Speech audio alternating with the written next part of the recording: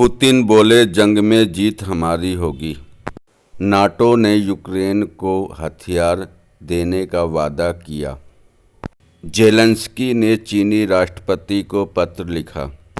24 फरवरी 2022 को रूस यूक्रेन की जंग जारी है।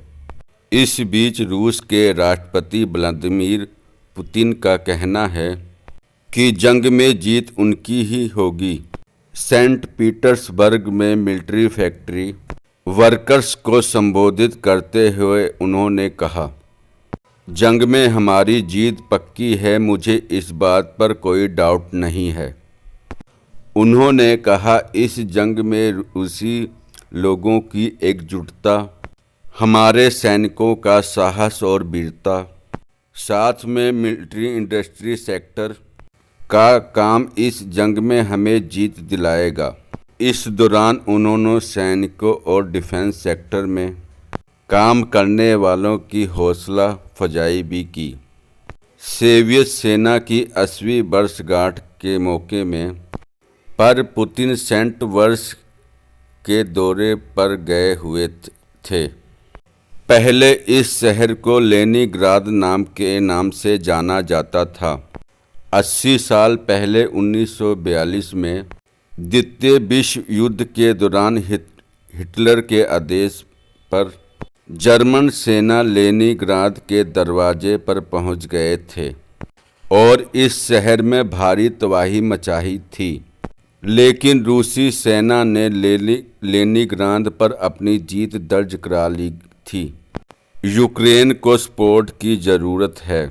नाटो महासचिव स्टोल्टेनबर्ग पुतिन के जंग में जीत हासिल करने वाले ऐलान के बाद नाटो के महासचिव जेंस स्टोल्टेनबर्ग ने कहा कि नाटो के मेंबर्स रूस का सामना करने के लिए यूक्रेन को हथियार देंगे।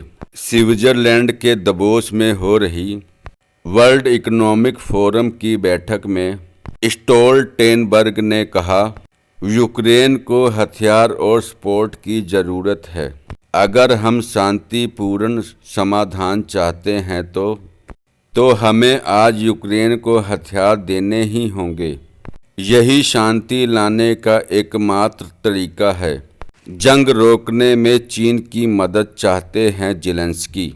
वर्ल्ड इकोनॉमिक फोरम की मीटिंग के दौरान चीनी प्रतिनिधिमंडल को एक पत्र सौंपा गया।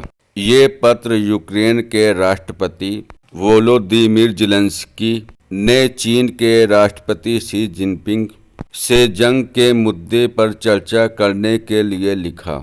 जेलेंस्की चाहते हैं कि चीन जंग रोकने के लिए मध्यस्थता करे। वे जंग की शुरुआत से कई बार जिनपिंग से बातचीत करने की कोशिश कर चुके हैं। वे चाहते हैं कि जिनपिंग जंग रुकवाने के लिए रूसी राष्ट्रपति पुतिन से बात करें। चीन और रूस का आपसी संबंध काफ़ी मजबूत रहे हैं। बीजिंग विंटर ओलंपिक के उद्घाटन समारोह में रूसी राष्ट्रपति व्लादिमीर पुतिन 3 फरवरी को चीन गए थे। रूस की तरह चीन को भी नाटो के विस्तार पर आपत्ति है।